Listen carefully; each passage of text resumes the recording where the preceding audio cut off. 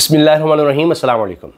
गुज़श्ता 3.5 साल से मुसल्लत शुदा ये निज़ाम रोज़ाना की बुनियाद पर मज़ीद गंदा और बदबूदार होता दिखाई देता है। रोज़ाना कोई ना कोई ख़बर आती है जिससे अवाम में मज़ीद नफ़रत फैलती है कि ये हो क्या रहा है।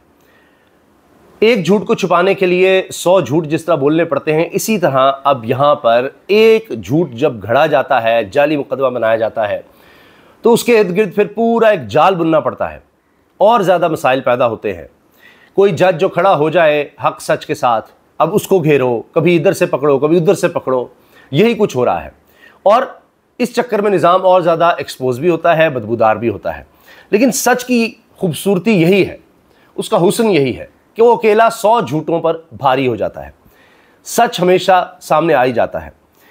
अब देखिए, सबको पता है कि जितने भी केसेस इमरान खान के ख़िलाफ़ बनाए गए हैं वो कितने जाली और झूठे थे, इद्दत से लेकर, और वो साइफर वाला केस और दीगर देखिए जो ख़त्म हो गए। इसीलिए तो 200 केस बनाने पड़े। और अब हुआ ये है कि तोशाखाना 2 केस में गवाह ने बता दिया है कि जी मुझे तो ये कहा गया कि अगर तो ये गवाही दोगे तो ठीक है, वरना तुम्हें अंदर कर देंगे। ये तो हाल है। और ये बात चैनल पर जनाब बैरिस्टर अली ज़फ़र ने बता दी। इमरान खान के ख़िलाफ़ मुकदमे की समाअत के दौरान एक गवाह ने आज अदालत को बताया कि इसने इमरान खान पर इल्ज़ाम इसलिए लगाया था कि इसे धमकी दी गई कि अगर तुमने ये इल्ज़ाम ना लगाया तो फिर तुम जेल जाओगे। लोगों से ज़बरदस्ती इस तरह के बयानात लिए जा रहे हैं। अब क्या कि जी इल्ज़ाम क्या है कि इमरान खान ने तोशाखाना से जो चीज़ें ली हैं वो कम कीमत लगवा कर, यानी बतौर वज़ीर-ए-आज़म उन्होंने दबाव डाला।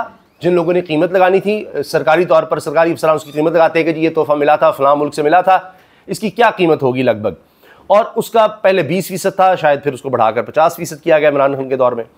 और 2000 से पहले का तो रिकॉर्ड ही नहीं ना अब मिल रहा कि कौन क्या कुछ ले जा चुका है। गाड़ियाँ भी ले गए जो कि कानूनी तौर पर आप नहीं ले जा सकते, वो ले जा चुके, और उस पर अब कोई केस भी नहीं चल रहा। यहाँ तो अनानास नहीं छोड़े, पेंटिंग्स नहीं छोड़ी। खैर कि जी इमरान खान ने तोशाखाना से जो रकम देकर चीज़ें रखी वो कम कीमत लगवाई थी और अपना इन्फ्लुएंस इस्तेमाल किया था अफसरों पर कि भाई इसकी कीमत कम लगाओ, जो एक्चुअल कीमत है उससे कम लगाकर, ताकि उससे फिर और कम कीमत देकर मैं ले जाऊँगा। अब वो अफसर क्या कह रहा है, उसको तो ये होता है कि भाई ये कीमत है उसने लगाई। इमरान खान का मौक़िफ़ यह है कि भाई तोशाखाना से चीज़ आई, यानी बाहर से आई, तोशाखाना में जमा करवाई, अफसरान को कहा, जो एक मैकेनिज़्म है जो सारा दिहाइयों से चल रहा था, हाँ हमने आकर उसकी कीमत ज़रूर बढ़ा दी कि जी इतने % नहीं, इससे ज़्यादा आपको देना होगा। तो सरकारी अफसरान है वो कीमत लगाते हैं और वो आप पैसे देकर वो चीज़ रख लेते हैं। अच्छा, अब फिर ये इल्ज़ाम लगाते हैं जी वो फिर बेच क्यों दिया, आप ले तो सकते थे, बेची क्यों। घड़ी से लेकर दीगर चीज़ें, वो सारे केस फारिग हो चुके हैं, या तो उनको अवार्ड दिए गए। कभी पूछें ये शरीफ ख़ानदान, जरदारी ख़ानदान से कि ये क्या कुछ बेच चुके हैं, निकाले तो सी सारा रिकॉर्ड, क्या कुछ आज तक पिछले 40 साल से जो ये तोशाखाना की चीज़ें अपने पास रखते रहे हैं, क्या क्या बेचा है, क्या क्या आज भी है, और कितनी कीमत उसकी अदा की है, ज़रा पूछ लें इनसे भी। तो यही तो चक्कर है, इनके सारे केसेस माफ़ हो गए हैं। वो गाड़ियाँ तोशाखाना से ले गए थे, वो केस ही नहीं चल रहे, यहाँ सिर्फ इमरान खान के खिलाफ केस चल रहे हैं। मगर उनमें क्या हो रहा है, जब गवाही की बारी आती है तो कहीं ना कहीं वो एक सच वो सारे झूठ पर भारी पड़ जाता है। बिल्कुल उस तरह जिस तरह वो कोई पुलिस एहलकार टेबल के नीचे घुसकर सुन रहा था, वो भेस बदल कर गया हुआ था और जज कह रहा है भेस बदलने के माहिर होते हैं, मैंने गूगल पे देख लिया है। यानी जहाँ पर सारी लीडरशिप थी, पता नहीं लग सका ये कहाँ से आ गया कारकुन। पुलिस वाले चेकिंग के बगैर आने दे रहे थे, नाम का इंदराज नहीं है, साबिक प्राइम मिनिस्टर से कोई मुंह उठाकर ऐसे ही आ जाता है और मिल सकता है। और साजिश में जनाब वो टेबल के नीचे छुप के साजिश सुन रहा था, कोई पर्दे के पीछे था। सब ड्रामे झूठ सबके सामने एक्सपोज हो रहे हैं। तो अब ये बैरिस्टर अली ज़फ़र ने बताया कि ये जो अदालत लग रही है जेल के अंदर ही, असल में तो अदालतें भी जेल में हो गई हैं ना, वो भी कैदी हैं, जज भी जेल के अंदर जाकर ही उसने फैसले सुनाने हैं। क्या फ़ैसले होने हैं, क्या सुनाने हैं, क्या लिखे जाने हैं। बहरहाल तो अब गवाह कह रहा है, स्टार गवाह इनके यही बातें कर रहे हैं कि जी हम पर तो कहा गया कि या तो गवाही दो, नहीं तो तुम जेल जाओगे, बस यहाँ पर यही क्राइटेरिया। और वो फिर आकर अपनी जान छुड़ाने के लिए कहते हैं हम आ जाते हैं, गवाही दे देते हैं, जो कह रहे हैं जी हम कह देते हैं। इसी तरह आपको याद है वो गड़बड़ कर गए थे, परेश खटक साहब भी थोड़ी बात इधर उधर कर गए थे। तो यही होता है, ये सब लोग कहीं ना कहीं आकर इधर उधर हो जाते हैं। फिर और दिलचस्प बात, हामिद मीर साहब ने अपने शो में मरीम नवाज साहिबा को तो शर्मिंदा ही कर डाला, क्योंकि मरीम साहिबा ने अपने ही चचा पर, शहबाज शरीफ पर हमला कर दिया। क्योंकि मरीम नवाज ने मियाँ वाली में कहा कि 2021 और 22 में वज़ीर-ए-आज़म सैलाब ज़दा इलाकों के सिर्फ फ़ज़ाई दौरे करता था।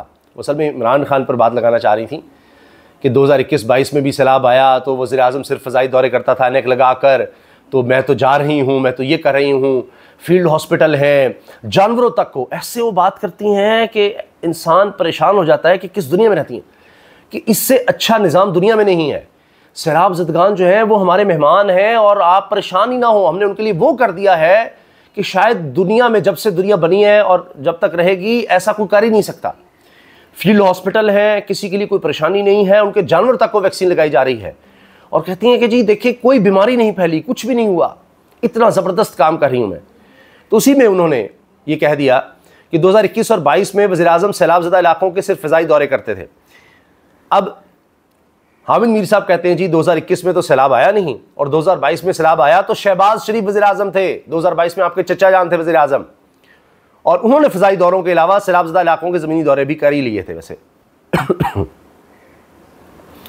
तो पता नहीं मरीम साहबा किस तरफ इशारा कर रही हैं, यही होता है, 12वीं खिलाड़ी बन जाती हैं। तो जनाब मैंने जो अर्ज़ किया ना आपसे कि इस निज़ाम का ये हाल है कि रोज़ इनकी भाग दौड़ लगी रहती है कि अच्छा आज फ़लाँ को काबू करें, फ़लाँ को काबू करें, क्योंकि इनकी साख है नहीं, झूठ पर मबनी निज़ाम है, इसकी बुनियादें ही नहीं हैं। तो अब माफ़ कीजिएगा, मसला ये बना हुआ है कि जैसे जस्टिस तारिक महमूद जहांगीरी साहब हैं, आप उनको देखिए, अब क्या हुआ है कि उनको जुडिशल काम से रोक दिया गया है कि वो अब बतौर जज अपना काम जारी नहीं रख सकते। जाली डिग्री का मामला है, वो कई सरकारी ओहदों पर रहे, दिहाइयों से वकालत से वाबस्ता और इस शोबे से वाबस्ता, नहीं कभी उनकी जाली डिग्री का किसी को ख्याल आया। फिर वो 2 नंबरियाँ भी पकड़ी गई, किस तरह वहाँ पर उन पर सिंडिकेट के लोगों पर दबाव डाला गया, जाली डिग्री करो फलां। और जिस दिन उन्होंने फॉर्म 45 मंगवाए इस्लामाबाद के हलकों के, तीनों हलकों के, कि लाओ ज़रा फॉर्म 45, उस दिन के बाद इनकी डिग्री भी जाली का शोशा छोड़ा गया, इनको हटा भी दिया गया कि जी ये केस ही नहीं सुन सकते। देखिए ना, जाली निज़ाम, झूठ पर मबनी, कि फॉर्म 45 पर तीनों नून लीगी हारे हुए थे असल में, इन्होंने फॉर्म 45 मंगवा लिए। तो अब ये है जस्टिस तारिक महमूद जहांगीरी, उन्होंने अपना कद काठ इतना बड़ा कर लिया है, फॉर्म 45 मंगवा के कमाल कर दिया है। ये अब जुडिशरी वगैरह ये छोटी चीज़ रह जाती है, हक पर सच के साथ खड़े हो जाना असल बात यह है, आप इंसाफ करें बस, बाकी देखा जाएगा। तो अब जस्टिस सरफराज डोगर जिनको लाया गया, चीफ जस्टिस लगाया गया, उनकी अदालत से कहा गया है कि जी आप काम नहीं कर सकते अब बतौर जज, रुक जाए जब तक सुप्रीम जुडिशल काउंसिल में मामला हल नहीं हो जाता। और ख़ुद सरफराज डोगर साहब अदालत में कुछ लिखवा रहे थे, उसमें ये चीज़ें मेंशन ही नहीं थी। ना सिर्फ ये बल्कि वो जुडिशल कमीशन लिखवाते रहे, सुप्रीम जुडिशल काउंसिल को जुडिशल कमीशन लिखवाते रहे बार बार, कि जहाँ पर जजेस की तैनाती होती हैं वो कोई इस बारे में बात भी नहीं कर सका। ये तो उनका हाल है, उनको समझ नहीं आ रही थी क्या लिख रहे क्या नहीं लिखना। अब जनाब अदलिया का ये हाल हो गया। मैं आपको बता रहा हूँ ये निज़ाम किस कदर कमज़ोर है, इसीलिए इसको सिर्फ और सिर्फ ताकत के ज़रिए चलाया जा रहा है, धौंस के ज़रिए चलाया जा रहा है, जालसाजी के ज़रिए चलाया जा रहा है। फ़लाँ जज को काबू करो, फ़लाँ को काबू करो। अब वो ईमान मज़ारी को देखिए ना कि क्या हो गया है, उन्होंने सुप्रीम जुडिशल काउंसिल में भी दरख्वास्त दे दी है कि ये जज साहब सरफराज डोगर साहब क्या करें। एक तो हिरासा किया, ऊपर से हिरासा कमेटी की जो चेयरपर्सन थी उनको भी बदल दिया रातों रात फौरी तौर पर, कि ये सरफराज डोगर के ख़िलाफ़ ही दरख्वास्त थी। सरफराज डोगर खुद ही, यानी जिस पर इल्ज़ाम है, मुलजिम ही फैसला कर रहा है कि जनाब कौन मेरे ख़िलाफ़ जज होगा या कौन कमेटी में बैठेगा, कौन सुनेगा कौन नहीं सुनेगा, वो तो खुद बैठ जाएंगे वैसे। तो उन्होंने वो जस्टिस अमीन मिनास को लगा दिया। तो मकसद कहने का ये है कि आप देखिए कि जब निज़ाम झूठ पर, जालसाजी पर मबनी होता है तो रोज़ उसकी दौड़ें लगी रहती हैं। वो तारिक महमूद जहांगीरी को काबू करो, फ़लाँ को काबू करो। आज इतनी बड़ी तादाद में वकला तारिक महमूद जहांगीरी के साथ खड़े हो गए, कहाँ कहाँ किस किस को काबू करेंगे। अब देखते हैं सुप्रीम जुडिशल काउंसिल में क्या होता है। वहाँ भी अब डोगर साहब भी मेंबर हो गए, लेकिन चीफ जस्टिस याह्या खान साहब, लोग काजी फाइसा को भूल जाएंगे जो काम हो रहा है। तो अब ये देखते हैं कि उनके पास चीज़ें जाती है तो क्या होता है। ईमान मज़ारी वाला मामला कि भरी अदालत में उनको हिरासा किया गया, और अब उसके बाद अगर कोई उनके पास फोरम था, प्लेटफॉर्म था जहाँ जाकर वो इस बारे में कंप्लेंट कर सकती थी, वहाँ भी 2 नंबरियाँ की जा रही हैं। तो इस पर अब याह्या खान साहब क्या करते हैं, इस पर क्या होता है। तो इस निज़ाम पर दबाव बढ़ता चला जा रहा है, बढ़ता चला जा रहा है। कॉमनवेल्थ की रिपोर्ट पाकिस्तान के सबसे ज़्यादा रिग्ड इलेक्शन पर दबाई गई, लेकिन वो लीक हो गई। अब टेलीग्राफ में भी, बरतानिया से भी खबर आ गई है इसी बारे में। इंशाल्लाह अगली वीडियो में उस पर भी बात करेंगे। अल्लाह हाफ़िज़।